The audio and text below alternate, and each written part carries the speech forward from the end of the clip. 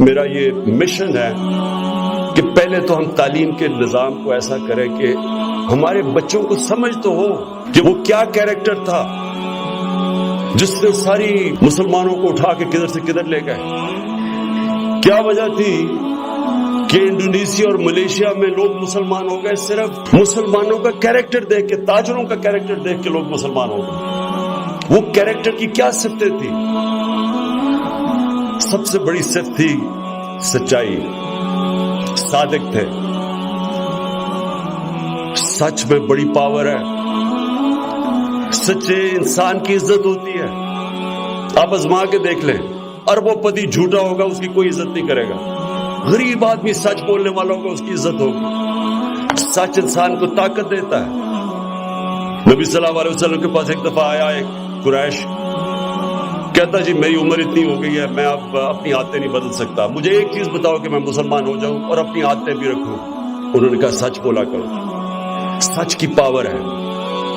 پھر آزاد کر دیا انسان کو انہوں نے. جب زندگی موت اللہ کے ہاتھ میں، عزت ذلت اللہ کے ہاتھ میں، رزق اللہ کے ہاتھ میں، تو خوف کس چیز کا؟ یہ جو آزادی انسان کو ملتی ہے، یہ چیز ایک انسان کو بڑا انسان بناتی ہے. پورے قد سے جو کھڑا ہوں، اللہ الحق ہے، میرا ایمان ہے صرف توحید پہ، لا الہ الا اللہ پہ، ایمان اللہ پہ ہے. پورے قد سے جو کھڑا ہوں تو یہ تیرا ہے کرم. عمران خان جب تک زندہ کھڑا رہے گا اپنے ملک کی حقیقی آزادی کے لیے. اور میرے کارکنوں، آپ اس کو پولیٹکس نہ سمجھیں. آپ ایک دن دنیا کہے گی کہ یہ وہ لوگ ہیں جو کھڑے تھے پاکستان کی حقیقی آزادی کے لیے اور انہوں نے قربانیاں دی اپنے ملک کو آزاد کرنے کے لیے. مجھ کو جھکنے نہیں دیتا ہے سہارا تیرا. ہم نے اپنے نبی صلی اللہ علیہ وسلم کی زندگی سے ہمیں یہ پتہ ہے کہ وہ اتنے عظیم آدمی تھے. جو ان کے راستے پہ چلتا ہے وہ بڑا انسان بن جاتا ہے.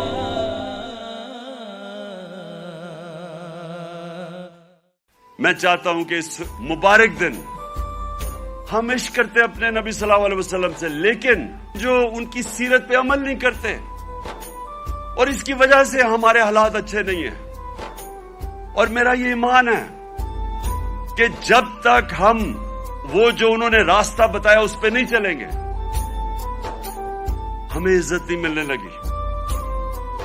پرائم منسٹر باہر جاتا ہے اور بھیک مانگ رہا ہوتا ہے، جی مجھے پیسے دے دو نہیں تو ہمارا ملک تباہ ہو جائے گا. سب 22 کروڑ لوگوں کے لیے، ہم سب کے لیے شرمناک ہے. وہ ملک جس کا نعرہ تھا پاکستان کا مطلب کیا، لا الہ الا اللہ، یہ بڑا نعرہ ہے، یہ دعویٰ ہے بہت بڑا.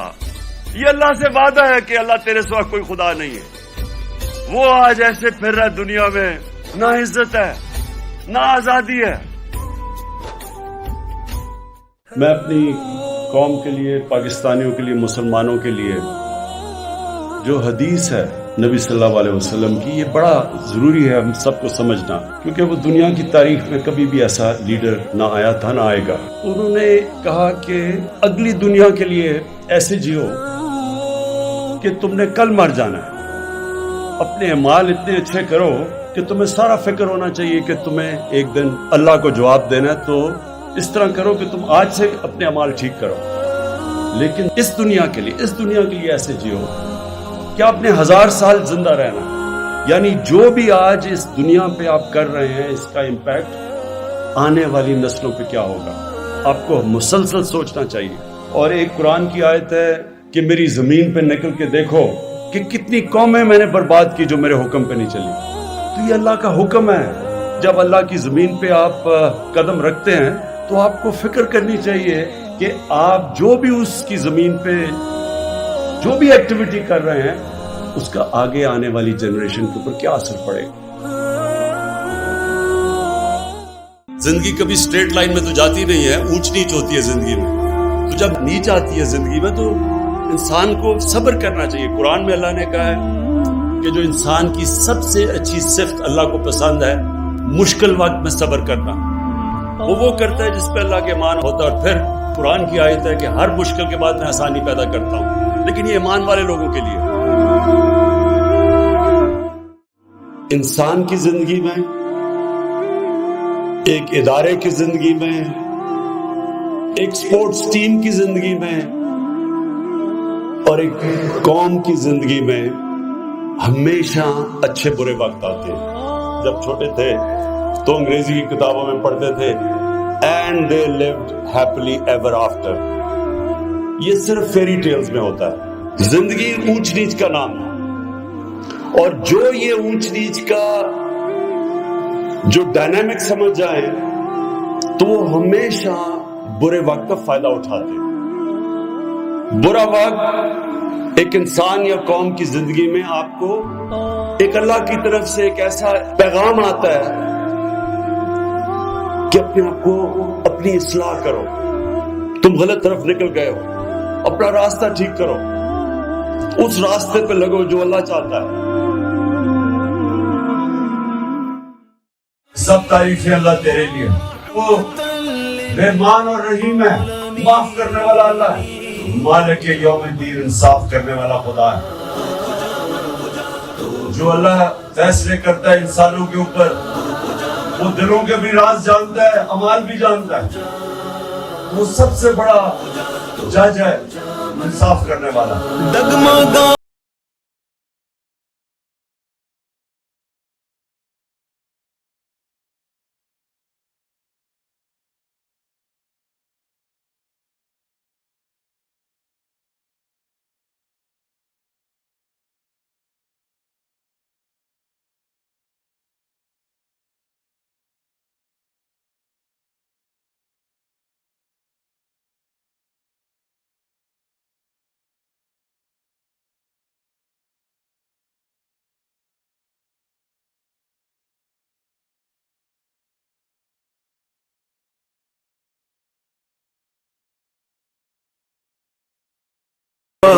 عشق وہ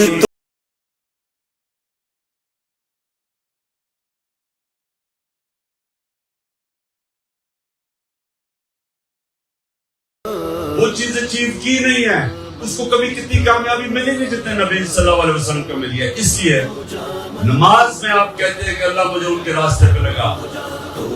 ہم اللہ سے دعا کرتے ہیں اللہ پاکستان کو مدینہ کے ریاست کے اصولوں پہ ایک عظیم قوم بنا، اور اللہ جو میری سب سے بڑی دعا ہے کہ ہمارے ملک میں جو بھی اس کا دین اور مذہب ہو، کوئی انسان بھوکا نہ سوئے۔ گھروں میں بیچاری بیویاں، ماں باپ، بچے اپنے باپ کو نہیں دیکھ سکتے، بیویاں اپنے خاوند، سالوں کے لیے باہر کمائی کرنے کے لیے جاتے ہیں۔ یہ بڑا ظلم ہے، کیونکہ ہم اپنے ملک میں ان کو نوکریاں نہیں دے سکتے۔ ہم اللہ سے دعا کرتے ہیں کہ ہم اپنے ملک کو وہ بنائیں گے کہ ہمارے پاکستانیوں کو باہر بھی نہ جانا پڑے، لیکن باہر سے لوگ آئے ہمارے ملک کے اندر نوکریاں ڈھونڈنے کے لیے۔ اور آخر میں اللہ ہمارے ملک کو حقیقی طور پہ آزاد کر،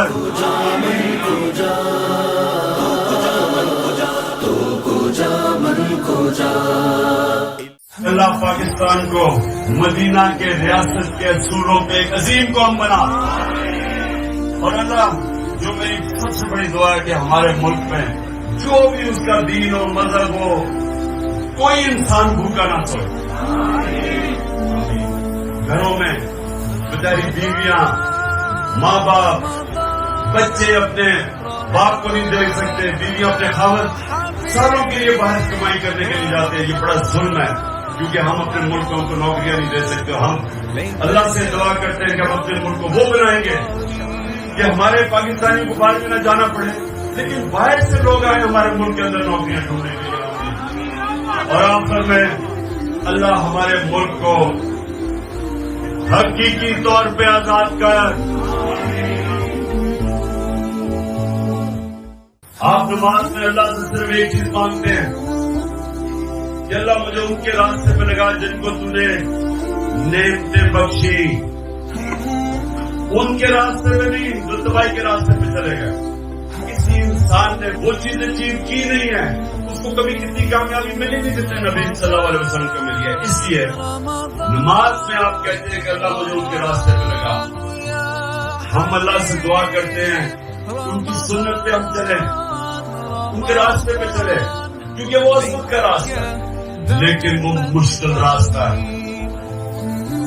ان کی زندگی آسان نہیں تھی. اللہ نے اپنے حبیب کو جب رائے حق پہ لگایا, جب نبوت دی تو 13 سال سب سے مشکل وقت سے اپنے حبیب کو گزارا جس سے اللہ سب سے زیادہ پیار کرتا تھا. تو اگر اللہ چاہتا کہ ہم آسان راستے پہ لگے وہ نبی کو بھی آسان راستے پہ لگا دیتا, لیکن نہیں, مشکل راستے سے گزارا. کیونکہ مشکل راستہ جو ہے وہ انسان کو طاقتور کرتا ہے. اللہ نے اپنا حبیب اور جس نے سب سے دنیا کی تاریخ میں کامیاب انسان, تو اس کو مشکل وقت سے اللہ نے اس لیے گزارا کہ مشکل وقت میں انسان تکڑا ہوتا ہے, طاقت اس میں تب آتی ہے. اور نماز میں مانگ نہیں ہے کہ اللہ ان کے راستے پہ لگا جن کو تو نے نعمتیں بخشی. سب سے زیادہ نعمتیں اپنے حبیب کو بخشی اللہ نے, لیکن اللہ نے ہمیں دکھانے کے لیے کہ ان کی زندگی سے سیکھو کہ مشکل وقت سے ڈرتا نہیں ہے, مشکل وقت کا مقابلہ کرتے ہیں, سیکھتے ہیں. مشکل وقت آپ کو سکھاتا ہے.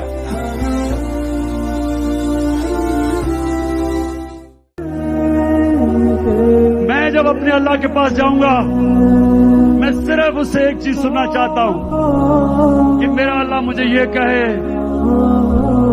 کہ شاباش عمران, تم نے ہمارے نبی صلی اللہ علیہ وسلم کی امت کو لا الہ الا اللہ کا مطلب سمجھا دیا. یا رب تیری رحمت کا طلبگار ہوا ہے, ظالم کے شکنجے میں گرفتار ہوا ہے جرم فقط اپنے لوگوں کی حمایت جس واسطے زندہ کا حقدار ہوا ہے. عوام کے ٹھکرائے ہوئے مسند پہ چڑھے ہیں, وہ منتخب ہو کے بھی سزاوار ہوا ہے. تو جن کو نصیب اپنے لوگوں کی محبت اللہ کے ان بندوں میں شمار ہوا ہے. پھر وزیر اعظم بنا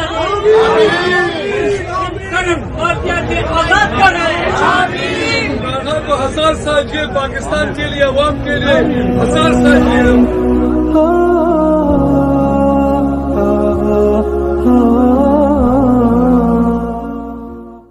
آپ جب نماز پڑھتے ہیں پہلے آپ اللہ کی تعریف بیان کرتے ہیں کہ سب تعریفیں اللہ تیرے لیے, رحمان اور رحیم ہے, معاف کرنے والا اللہ ہے. پھر آپ اس کی سب سے بڑی تعریف مالک یوم الدین, انصاف کرنے والا خدا ہے. وہ دلوں کے بھی راز جانتا ہے, اعمال بھی جانتا ہے. وہ سب سے بڑا جج ہے, انصاف کرنے والا. لیکن مانگتے آپ اللہ سے صرف ایک چیز ہے, یا اللہ مجھے ان کے راستے پہ لگا. اللہ نے یہ نہیں کہا کہ اس منزل پہ لے کے جا. اللہ نے پیغمبروں کو بھی کہا کہ جب تک وہ زندہ ہیں وہ نماز پڑھتے ہیں کہ وہ بھی مانگتے ہیں سیدھا راستہ. اس کا مطلب یہ بہت بڑی جہاد ہے اس راستے کے اوپر, اور وہ راستہ ہمارے لیے ہمارے نبی صلی اللہ علیہ وسلم کا, جس کے وجہ سے اللہ حکم کرتا ہے ان کے راستے پہ چلو, ان کی سنت پہ چلو, ان کی شریعہ پہ چلو. اللہ کیوں کہتا ہے؟ ہماری بہتری کے لیے.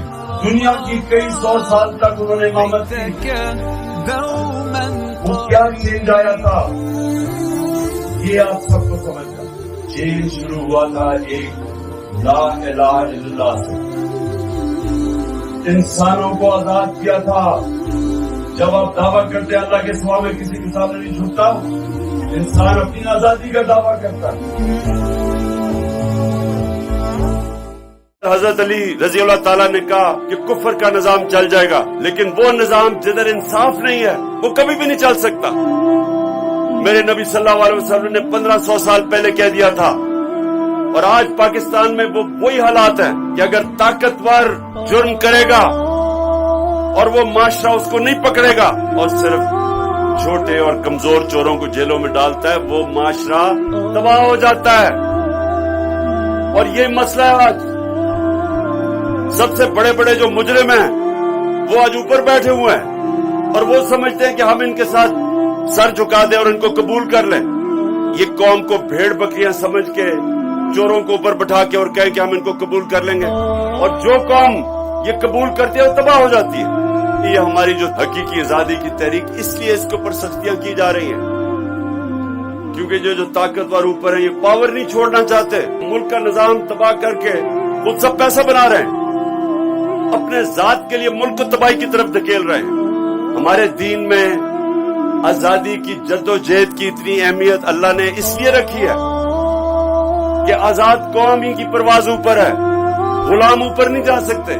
آزادی کی جد و جہد میں جب انسان مرتا ہے اس کو شہید کہتے ہیں، بچتا ہے وہ غازی ہے، ان کا رتبہ بہت اوپر ہے. آپ زندگی میں کتنا اوپر جائیں گے وہ صرف اور صرف ایک چیز پہ ڈپینڈ کرے گا کہ کیا وہ اس راستے پہ ہیں، اور وہ راستہ ہے نبی صلی اللہ علیہ وسلم کا، کیونکہ وہ چلتے پھرتے قرآن تھے. وہ سیدھا راستہ قرآن میں لکھا ہوا ہے. اس لیے اللہ میں حکم کرتا ہوں کہ زندگی سے سیکھو، شریعہ پہ چلو، ان کی سنت پہ چلو، کیونکہ وہ ہماری بہتری ہے. یاد رکھیں اللہ خود کفیل ہے، اللہ کو کوئی فائدہ نہیں پہنچا سکتا، لیکن جب ہم اس کے راستے پہ چلتے ہیں ہم اپنے آپ کو فائدہ پہنچاتے ہیں، ہم اپنی زندگی بہتر کرتے ہیں. ہم مشکلوں کا سامنا کرتے ہیں لیکن دلیری سے، کیونکہ ہم سمجھتے ہیں کہ جو بھی مشکل ہوگی، جس آدمی کو اللہ میں ایمان ہو وہ ساری مشکلوں کا مقابلہ کر سکتا ہے.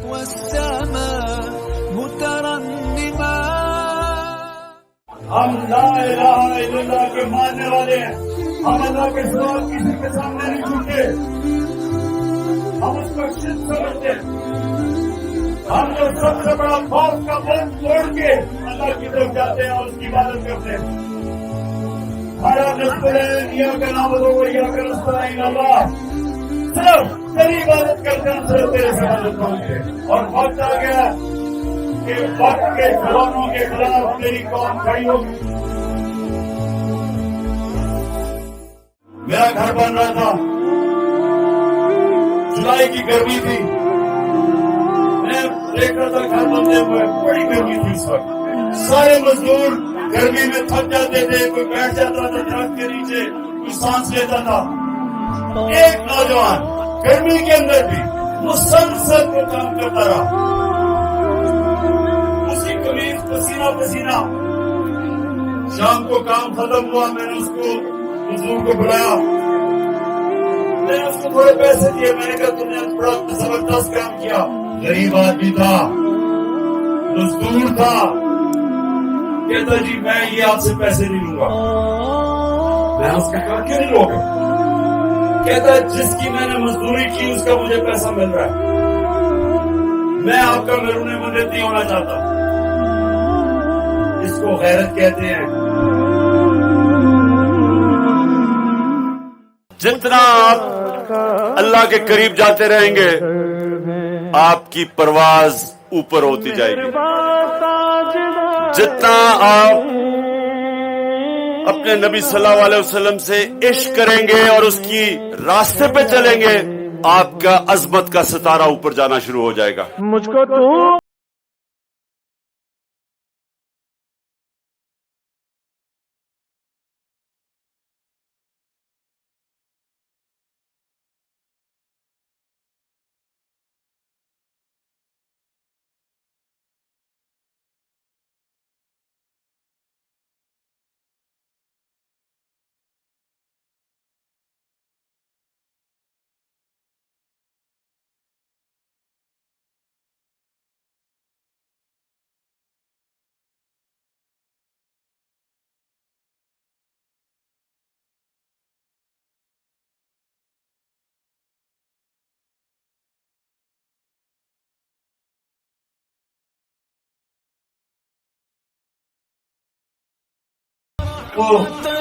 رحمان اور رحیم ہے، معاف کرنے والا اللہ ہے، مالک یوم الدین انصاف کرنے والا خدا ہے. جو اللہ فیصلے کرتا ہے انسانوں کے اوپر وہ دلوں کے بھی راز جانتا ہے، اعمال بھی جانتا ہے. وہ سب سے بڑا جج ہے انصاف کرنے والا.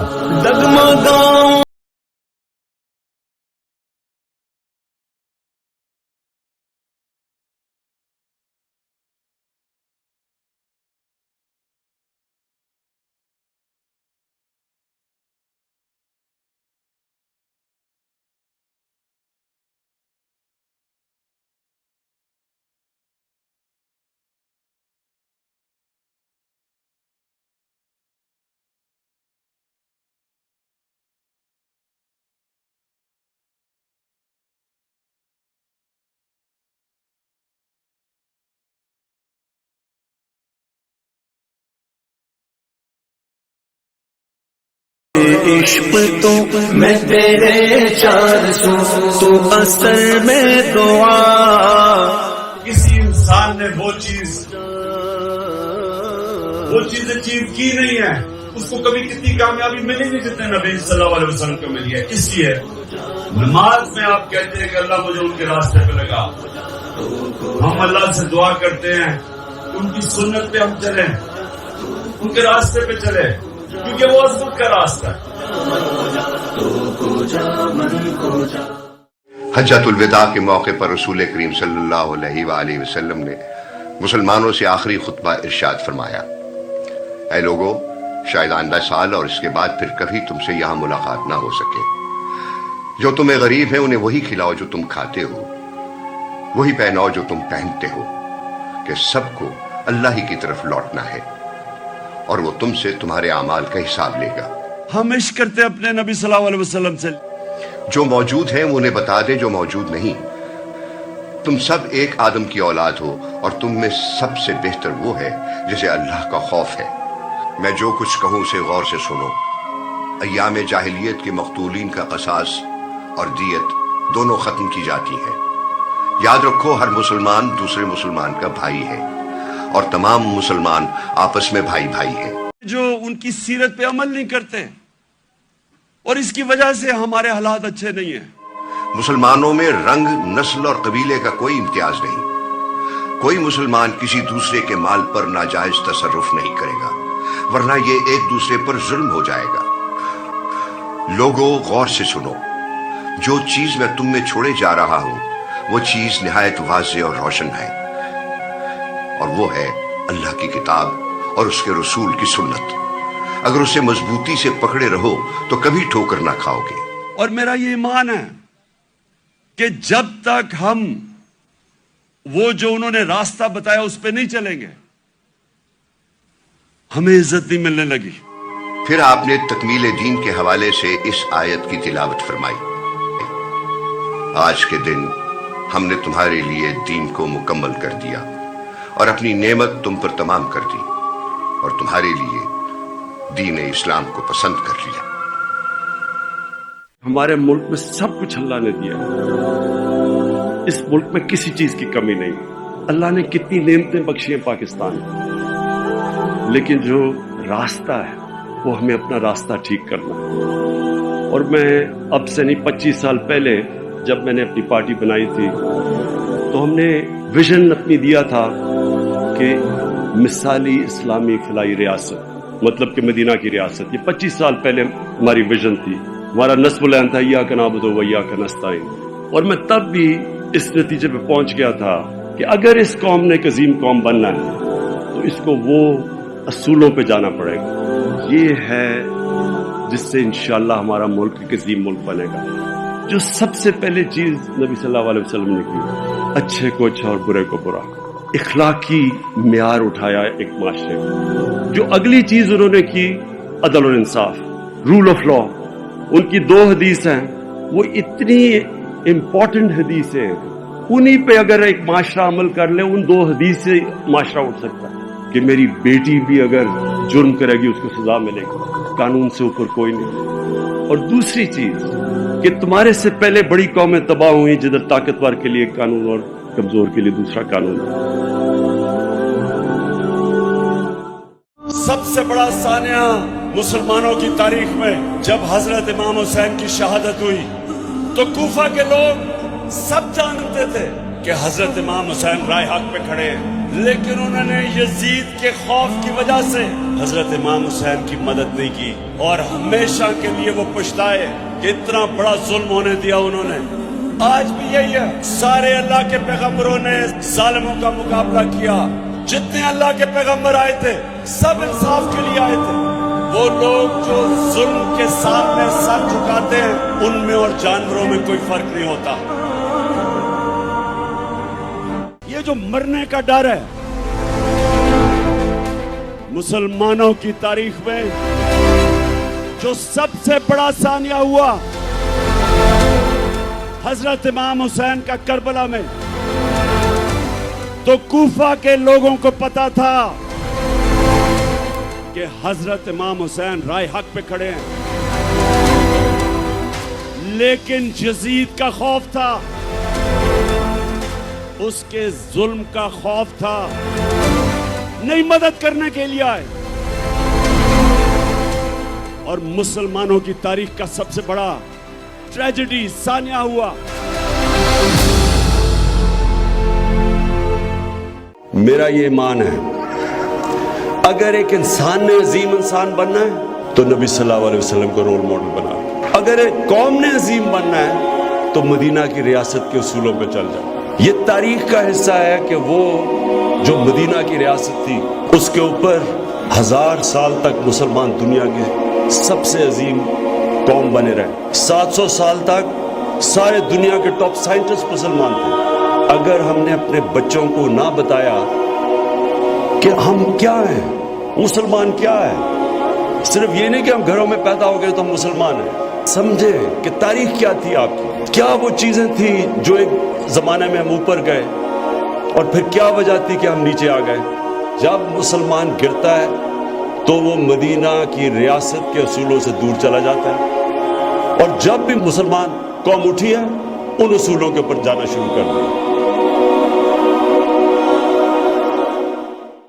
لا الہ الا اللہ، کوئی نہیں ہے خدا اللہ کے سوا، تیری عبادت کرتے ہیں اور صرف تیرے سے مدد مانگتے ہیں۔ نسبت تیر جتنے بھی ہم پہ چلتے ہیں، یہ کرم ہے حضور کا غم پر آنے والے عذاب ٹلتے گئے۔ یہ وہ لوگ ہیں جو دو بتوں کی پوجا کرتے ہیں، ایک ہے بت پیسے کا اور دوسرا بت خوف کا، اور یہی میرے نبی صلی اللہ علیہ وسلم نے مدینہ میں آ کے انہی بتوں کو توڑا تھا۔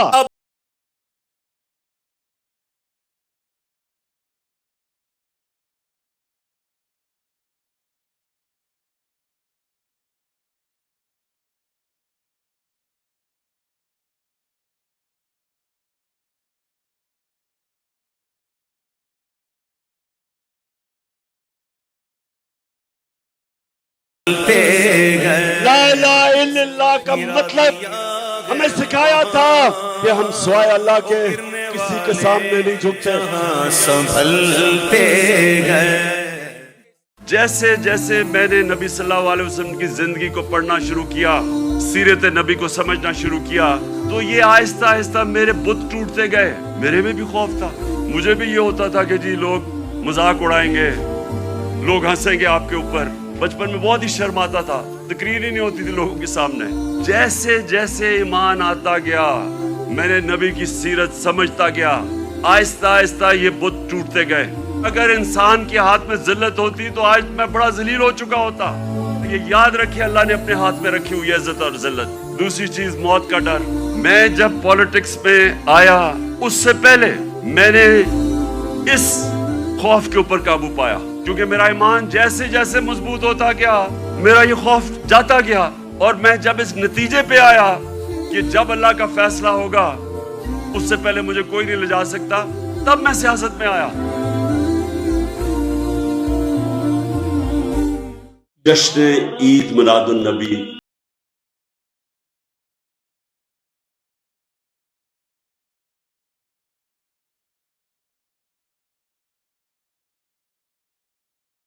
کوئی ڈگری نہیں چاہیے، ہمارے دل میں اگر اس کی اللہ محبت ڈال دیتا ہے تو وہ چاہے ان پڑھ ہو چاہے کوئی اسکالر ہو، میں سمجھتا ہوں کہ وہ بڑا خوش قسمت انسان ہوتا ہے، کیونکہ اس کی زندگی بدل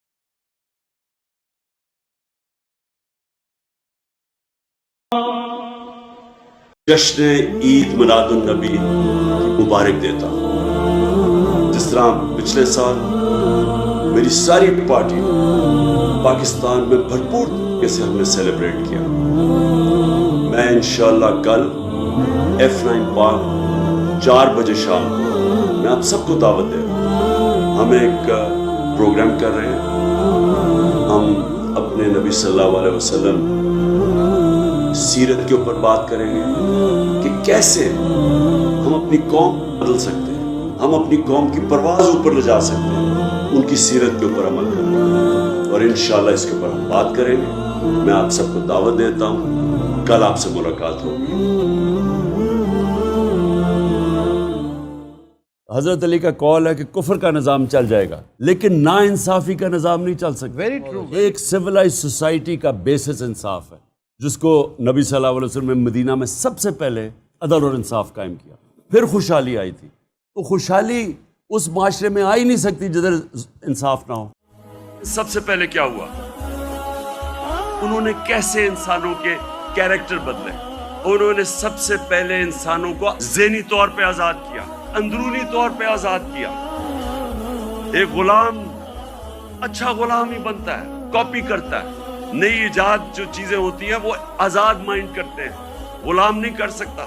کئی 100 سال تک سارے دنیا کے ٹاپ سائنٹسٹ مسلمان تھے، اور وہ اس کی بنیاد رکھی گئی مدینہ میں۔ جو سب سے بڑی رکاوٹ ایک انسان کی پرواز میں ہے وہ ہے خوف، اور میں بار بار یہ اپنی قوم کو بتاتا رہتا ہوں کہ جو خوف کا بت ہے اس کا توڑنا بڑا ضروری ہے۔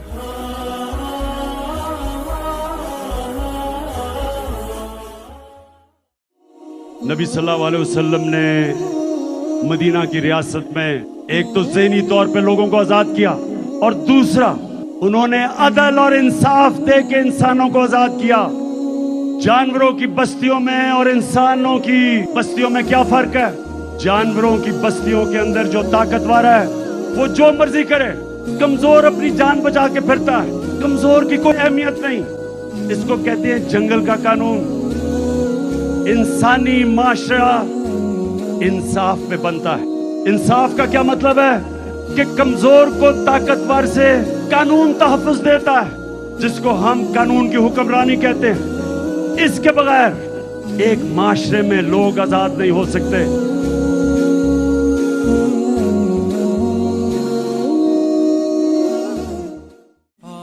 اللہ نے اپنے حبیب کو مشکل راستے سے گزارا، کیونکہ مشکل راستہ جو ہے وہ انسان کو طاقتور کرتا ہے۔ مشکل راستہ آپ کو بڑا انسان بناتا ہے، جو میرے نبی کا راستہ تھا۔ پہلے 13 سال مشکل، جب ان کو وہ جان لینے آئے تو وہ ہجرت کر کے مدینہ گئے۔ مدینہ میں 4 سال ان کے سب سے مشکل گزرے، उम्मत खतरे में थी। ये हमेशा याद रखना कि 625 थी जंग बदर, 313, उसके बाद जंग ओहद हुई, मुश्किल से उम्मा बची, उसके बाद जंग खंदक हुई, बार बार उम्मा बची, बहुत बड़ी फौज उनके खिलाफ आ गई। और जो खंदक की जंग में जिस तरह मेरे नबी ने 2 पत्थर पेट पे बांधे, खाने के लिए नहीं था, उसके बाद सारा अरब उनके नीचे आ गया। वो एक पैगाम देने आए थे, वो जात के लिए नहीं आए थे, उनकी मिशन बहुत बड़ी थी, इंसानियत के लिए थी। उनका रास्ता मुश्किल रास्ता है, लेकिन आपको वो बाकी इंसानों से ऊपर ले जाएगा।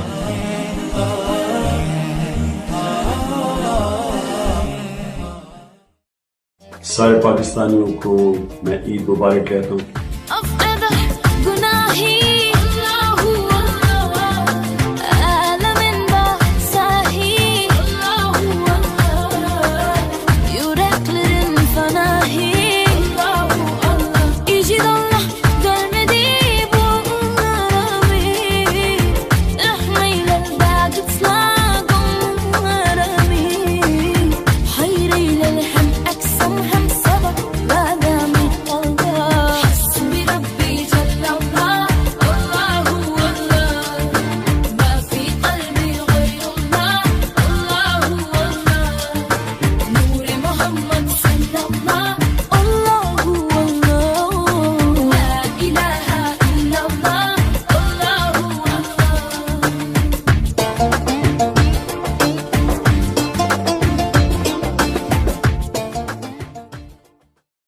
जो हकीकी आज़ादी है वो सबसे पहले तो वो आती है कि एक हुकूमत ऐसी हो जो अपने लोगों की बेहतरी के लिए फैसला करे, जिस नजरिए से पाकिस्तान बना था उसके लिए फैसले करे। आजादी कोई प्लेट में नहीं देता किसी को, आजादी के लिए जद्दोजहद करनी पड़ती है। हमारे नबी सल्लल्लाहु अलैहि वसल्लम मदीने में पहले दिन आजादी नहीं मिल गई थी, कुफार ने पूरी कोशिश की। जंगे ओहद के अंदर बड़ी मुश्किलों से मुसलमान बचे, फिर जंगे खंदक के अंदर तो सारे समझ रहे थे कि बचेंगे नहीं, इतनी बड़ी फौज आई और घेर लिया था उनको। तो जद्दोजहद की, कुर्बानियां दी, फिर आजाद हुए और फिर एक अजीम कौम बने। ईद के मौके पे मैं पाकिस्तानी नौजवानों को जो पैगाम देना चाहता हूँ वो ये कि वो एक स्ट्रगल के लिए तैयारी करेंगे, वो स्ट्रगल जो पाकिस्तान को सॉवरेंटी देगा और जो वो स्ट्रगल जो पाकिस्तान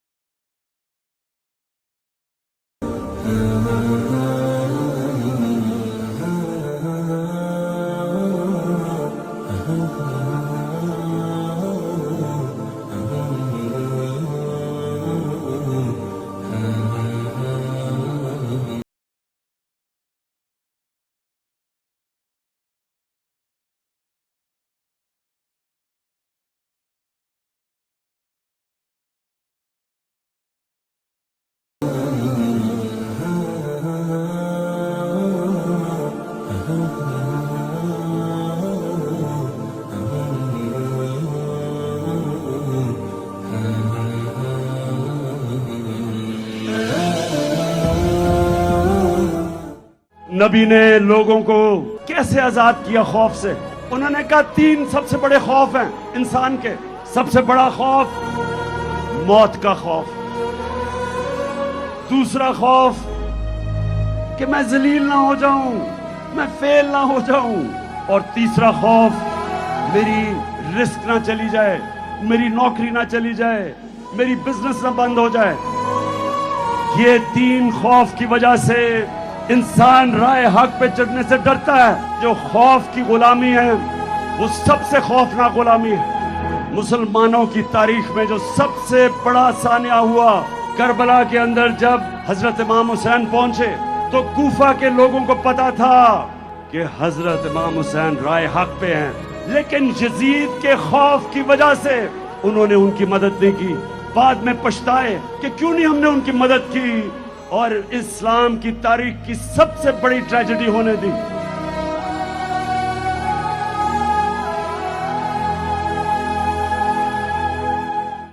اللہ نے جب ہمیں حکم دیا قرآن میں کہ ان کی سنت پہ چلو, ان کی زندگی سے سیکھو, تو وہ اللہ ہمارے لیے کہہ رہا تھا, کیونکہ اللہ تو خود کفیل ہے. ہم تو اللہ کو کوئی فائدہ نہیں پہنچا سکتے. سارا جو قرآن کے اندر اللہ کا پیغام ہے وہ انسانیت کی بہتری کے لیے, تو وہ ہماری بہتری کے لیے کہتے ہیں کہ ان کی زندگی سے سیکھو, کیونکہ ان کی طرح کا نہ کوئی عظیم انسان آیا ہے یہ نہ آ سکتا ہے. جو اچیومنٹ ایک انسان ہمارے نبی صلی اللہ علیہ وسلم کی ہے وہ کوئی دنیا میں انسان نے نہیں کی اور نہ کر سکتا ہے. اس کے اوپر مغرب میں بڑی کتابیں لکھی ہوئی ہیں. مائیکل ہارٹ 100 گریٹسٹ مین میں نمبر 1 کیوں کہتے ہیں کہ وہ سب سے گریٹسٹ انسان تھے؟ جو اچیومنٹس ایک انسان نے کی تھی وہ دنیا کی تاریخ کا حصہ ہے. اور جتنی آپ ان کی زندگی کے اوپر پڑھتے جائیں گے آپ ریئلائز کریں گے کہ وہ کتنا بڑا ان کا مقام تھا, اور اس سے ہم کیا سیکھ سکتے ہیں. اس لیے اللہ نے ہمیں حکم دیا تھا. میں کوئی اسلام کا اسکالر نہیں ہوں, میں اپنے آپ کو کوئی عالم نہیں سمجھتا, میں اپنے آپ کو ایک طالب علم سمجھتا ہوں. عاشق رسول ہونے کے لیے آپ کو کوئی ڈگری نہیں چاہیے. ہمارے دل میں اگر اس کی اللہ محبت ڈال دیتا ہے تو وہ چاہے ان پڑھ ہو چاہے کوئی اسکالر ہو, میں سمجھتا ہوں کہ وہ بڑا خوش قسمت انسان ہوتا ہے, کیونکہ اس کی زندگی بدلنی شروع ہو جاتی ہے اگر جب وہ اپنے نبی سے عشق کرتے ہیں اور اس راستے پہ چلیں.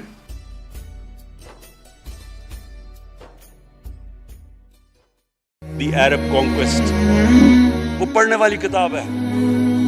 اس میں بتاتے ہیں کہ جب مسلمان ایک دم دیکھتے دیکھتے دنیا میں پھیل گئے تو کوئی ایک آدمی نہیں تھا. ایک تو بڑے عظیم سپہ سالار تھا خالد بن ولید, لیکن وہ جو بھی بنتا تھا وہ جنرل عظیم بن جاتا تھا. کتاب لکھی انگریز نے ہے, وہ کہتے ہیں اس کی کوئی ایکسپلینیشن نہیں ہے کہ یہ کیسے ساری دنیا پہ چھا گئے. نہ ان کے پاس کوئی لیٹسٹ ویپنز تھے, ایک طرف رومنز تھے دوسری طرف پرشینز تھے, وہ تو سپر پاورز تھے.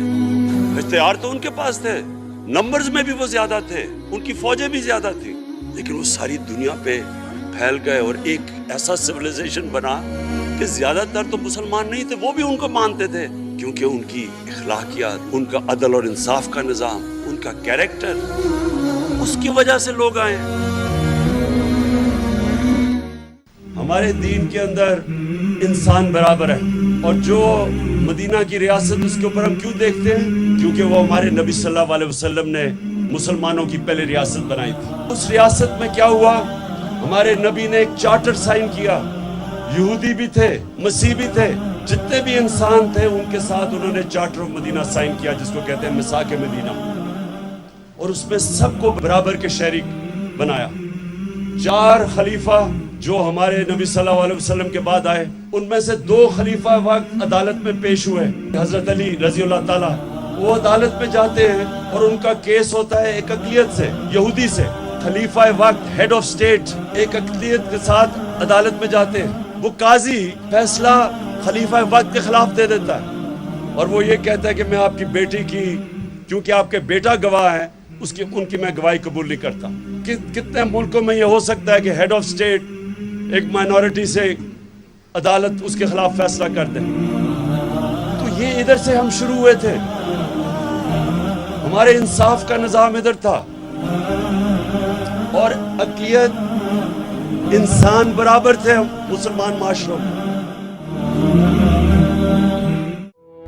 میرے پاکستانیوں جدھر بھی آپ ہیں، آج میں آپ سب کو عید مبارک کہتا ہوں۔ میں افسوس سے کہتا ہوں کہ میرے لیے یہ سب سے تکلیف دہ عید ہے۔ 10,000 کے ارد گرد ہمارے کارکنان جیلوں میں اور جیلوں میں برے حالات میں رکھے گئے ہیں۔